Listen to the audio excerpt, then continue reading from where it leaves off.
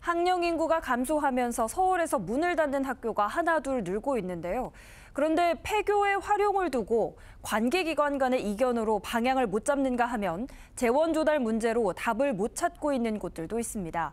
학교 용지의 소유 관리권을 서울시와 시교육청이 공동으로 갖고 있기 때문에 이런 문제가 생긴다는 지적인데요. 서울시의회 시정질문에서 이 문제가 도마 위에 올랐습니다. 김진중 기자입니다. 지난 2023년 3월 폐교한 광진구 화양초등학교.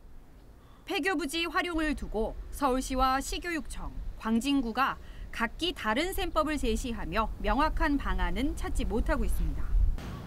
현재는 임시 공영주차장으로 운영하며 여전히 협의가 진행 중인 상황입니다.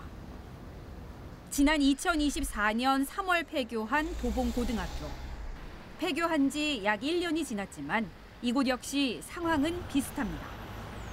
생태문화도서관으로 방향은 잡았지만 향후 운영과 재원 조달을 두고 확정짓지 못하고 있는 겁니다. 서울시의회 시정질문에서는 소홀한 공유재산 관리에 대한 지적이 더해졌습니다.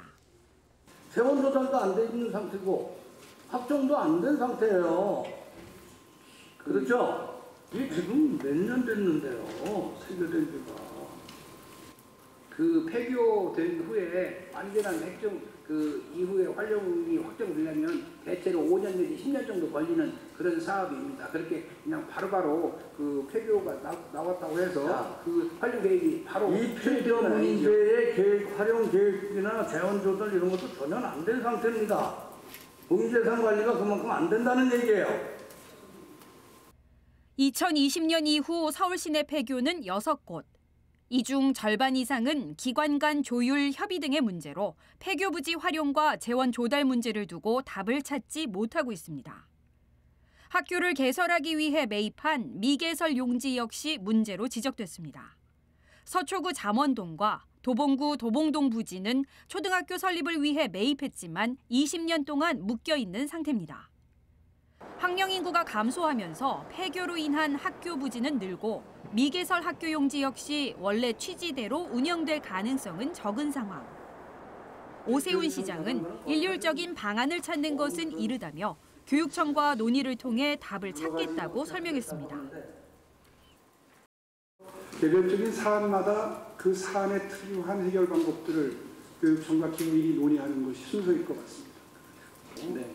가장 효율적인 재산 활용 방안을 찾아내야 된다고 생각합니다. 이렇게 쉽게 처음에 뭘 하나 정확히 결정되기 전에 하나를 특정을 해놓으면 미래가 왜곡될 가능성도 있고요.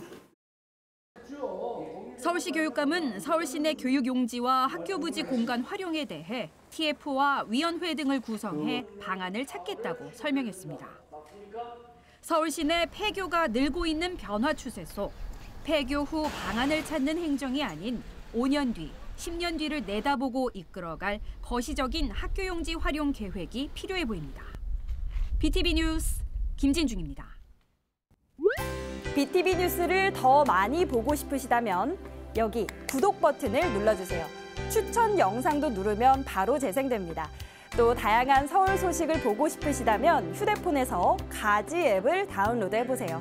저희 BTV 뉴스를 시청해주셔서 감사합니다.